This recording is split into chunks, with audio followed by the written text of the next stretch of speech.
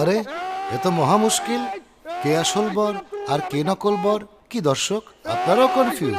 চলুন তাহলে দেখে আসি রহস্যটা কি। তারেক, এইবার আমি তোর কোনো কথাই শুনবো না। তোর বিয়া করতেই হইব। আরে বয়স তার কম হইল না। তুই বিয়া করছ না দেখা হাসানও কিন্তু বিয়া করতেছে না। একদম ঠিক কথা বলছেন দুলাভাই, একদম ঠিক কথা বলছেন। এটা কোনো কথা হইলো দুলাভাই?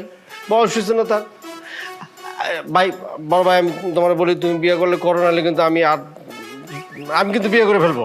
শুনলি তো, যদি তোর ছোট ভাই আগে বিয়া করে ফালায় তাহলে মানুষে কি কইব? কি আর বলবে, বলা বলে অলরেডি শুরু হয়ে গেছে গা। বলবে নিশ্চয়ই বড় ভাইয়ের শারীরিক কোনো সমস্যা আছে। হ্যাঁ মামা, ঘটনা তাহলে কি ওইটাই? ঝামেলা আছে তোমার ভিতরে? চুপ কর।